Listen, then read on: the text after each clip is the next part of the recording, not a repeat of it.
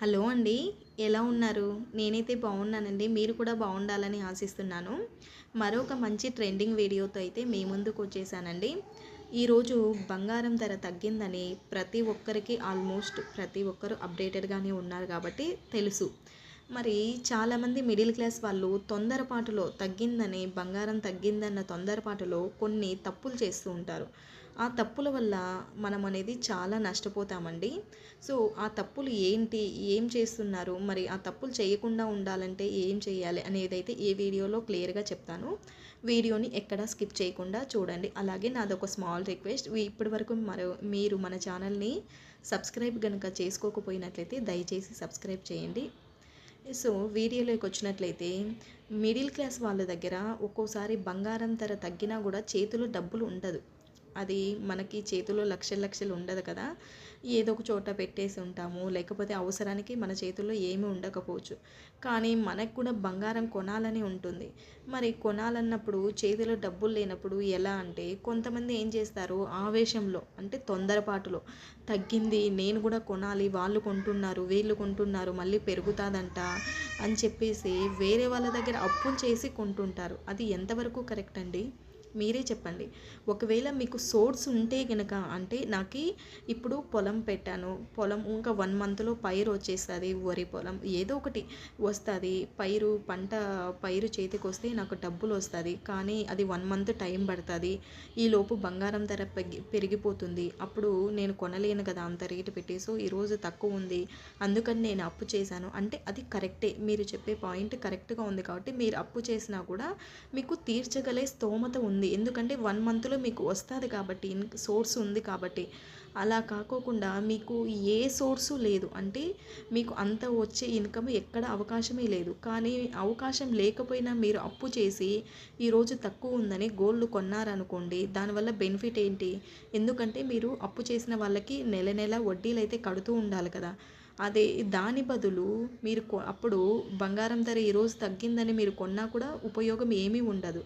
దాని బదులు మీరు మీ చేతిలో డబ్బు ఉన్న రోజే ఎక్కువ ఉన్నా కూడా ఆ రోజు రేటు కొనడమే నన్ను అడిగితే మంచిది. ఎందుకంటే అప్పు చేసిన పప్పు కూడా తినడం అది ఒకప్పటి సామెత. ఇప్పుడు అప్పు చేసి బిర్యానీ తినద్దు అనేది ఇప్పటి సామెత. సో మీరు అప్పు చేసి ఇలా బంగారం కొనడం అనేది మనం చేసే తొందరపాటి అండి. చాలామంది కొంటున్నారనే ఆవేశంలో మనం కొనాలి అనుకుంటాము. నిజానికి వాళ్ళ దగ్గర బంగారం డబ్బులు ఉంటుంది కాబట్టి వాళ్ళు బంగారం కొంటుంటారు. మన దగ్గర లేనప్పుడు మనము అప్పు చేసి అయితే తీసుకోవద్దు. మీ దగ్గర సోర్స్ ఉంటే కనుక ఖచ్చితంగా కొనుక్కోండి.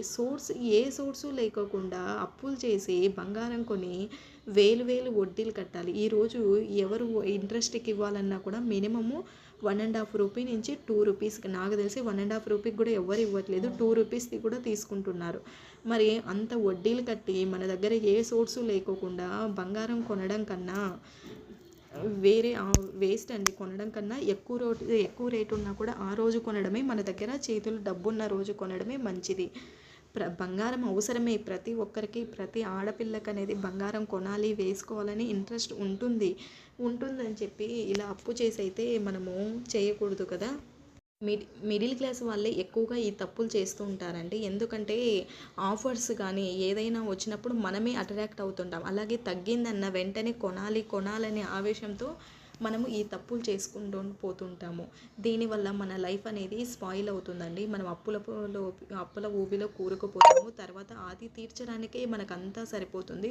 అదేదో ఇప్పుడు మనకి కొనకపోయినా బంగారం జరుగుతుంది, లేదు మాకు సోర్స్ ఉంది మేము కొంటామంటే, సోర్స్ ఉన్నప్పుడు కొనడం 100% కరెక్ట్. అలాగే మీ దగ్గర డబ్బు ఉంది కొనడం అనేది కరెక్టే. ఎందుకంటే ఈరోజు బంగారం ధర తగ్గింది, మళ్ళీ ఖచ్చితంగా ఒక నెలకైతే కంపల్సరీ ఖచ్చితంగా బంగారం గ్రాఫ్ అనేది పెరుగుతుందండి.